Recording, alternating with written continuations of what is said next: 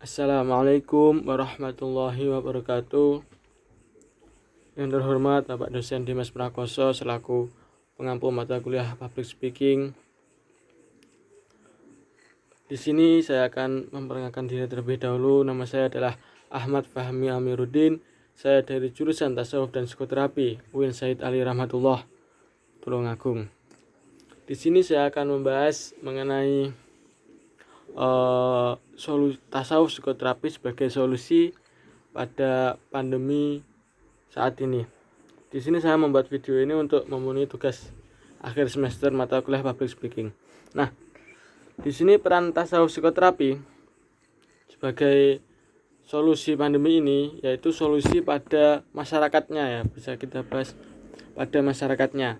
Nah, kalau kita lihat kondisi saat ini, ketika Bapak Jokowi mengumumkan untuk melakukan PPKM darurat. Nah, di sini PPKM darurat yaitu untuk pembatasan aktivitas masyarakat ya. Di mana pembatasannya yaitu ada banyak peraturan. Salah satunya ya pembahasan mengenai pembatasan pada perilaku masyarakat, pada kegiatan masyarakat. Mal ditutup, ruas jalan-jalan ditutup, pembatasan sampai jam malam dibatasi. Nah, di sini kan dari berbagai kebijakan dari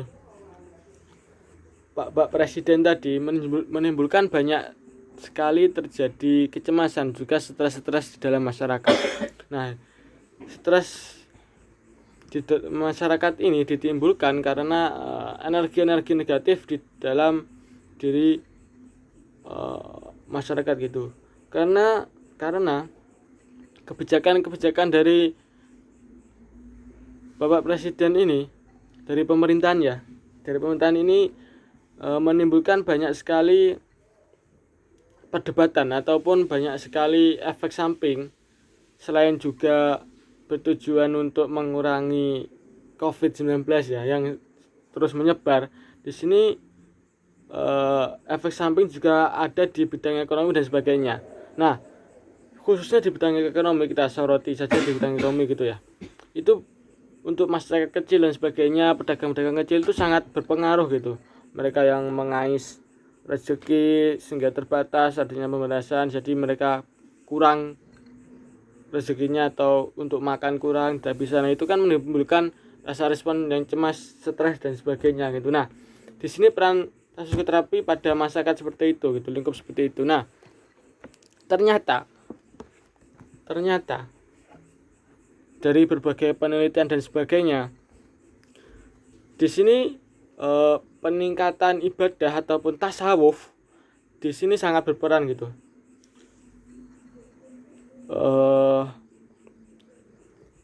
Dimana berperan untuk meminimalisir atau meminimalisir lah rasa stres dan cemas di dalam masyarakat itu. Nah, melalui berdoa. Nah, di dalam doa ini kita pasrahkan kepada Tuhan, kita pasrahkan kepada Allah. Di sini diri seseorang atau diri yang berdoa itu akan lebih terasa tenang, ada harapan kepada Tuhan yang Maha Esa, ada harapan secara emosi pasti akan menjadi tenang. Nah, tidak hanya doa, di sini juga melalui sholat dan sebagainya itu ternyata sangat berpengaruh di dalam stres ini tadi. Orang yang terkena stres ini. Nah, gitu. Jadi ketika kita dengan kebijakan pemerintah ini, kita sangat stres, kita terganggu, kita cemas. Jika kita terkena COVID, kita cemas, kita tidak bisa makan. Nah, ini dengan spiritualitas yang meningkat dengan tasawuf ini, nah kita ini akan secara tidak langsung stres ini akan menjadi hilang dan sebagainya. Rasa cemas ini akan menjadi hilang. Nah, ini kan sebagai bentuk terapi pasrah kepada Tuhan Yang Maha Esa, pasrah kepada Allah. Selain pasrah, kita juga berikhtiar. Tuh, berikhtiar dengan cara masih tetap bekerja dengan yang lain, juga dengan cara mematuhi protokol kesehatan dan sebagainya. Nah, ternyata dengan kita berpasrah, kita menyerahkan diri kepada Allah, di sini stres dan cemas akan ketakutan dengan kebijakan PPKM dan Covid ini akan reda, akan menghilang gitu. Nah, dari pasrah ini kan akan memberikan rasa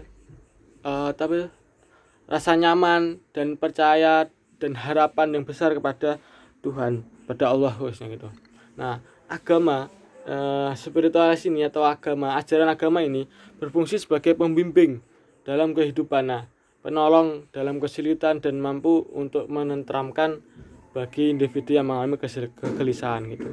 Ya, ternyata dengan doa, dengan sholat, dengan kita lebih mendekatkan ini dengan dari berbagai penelitian itu juga terbukti gitu. Nah, contohnya yaitu seperti harapan dan pada saat sholat pada sholat saja. Nah, sholat kalau kita bahas itu dari mulai kita menyerahkan diri kepada Allah, kita sholat dengan khusyuk, dengan tenang, di sini akan rasa stres, rasa cemas kita ini akan berkurang gitu. Kita pasrahkan diri kita kepada Allah gitu. Dalam ibadah sholat, selain kita juga menjalankan perintah Allah, kita juga akan mendapatkan ketenangan jiwa gitu. Nah, selain dari sholat, ada banyak ritual agama lah, seperti zikir, seperti nariyah. Kalau orang-orang itu nariyah gitu. Terus nariyah kan doa yang dibaca bersama-sama, tolak bala. Nah, itu bertujuan untuk mengurangi stres dan rasa cemas itu. Nah, di sini kan tasawuf ini sangat berperan dalam menangani stres yang dialami oleh masyarakat di situ. Itu saya hanya sedikit membahas tasawufnya, karena kalau kita bahas mengenai keilmuannya nanti, kalau kita bahas ilmu lebih dalam nanti butuh waktu yang sangat panjang gitu. Itu makanya saran untuk masyarakat saja, untuk masyarakat umum ini lebih meningkatkan diri dalam beragama, spiritualitas dalam agama gitu. Karena dengan spiritualitas ini kita lebih merasa tenang dan nyaman. Kita pasrahkan saja kepada Allah. Setelah kita pasarkan, kita juga tetap berikhtiar dengan melakukan protokol kesehatan, juga kita tetap bekerja dengan tetap berolahraga, mencari rezeki dan sebagainya. Kita pasrah, kita yakin bahwa yang memberi kehidupan ini adalah Allah dan sebagainya gitu. Nah, dengan perilaku itu kita insya Allah kita akan selalu terlindungi dan hidup ini akan menjadi tentram dan nyaman, akan lebih menjadi percaya diri seperti itu. Nah, sekian dari video saya kali ini, semoga bermanfaat dan sebagainya. Ketika ada kata yang salah, saya mohon maaf. Hidup dan mati di tangan Tuhan, kita tetap berusaha. Wassalamualaikum warahmatullahi wabarakatuh.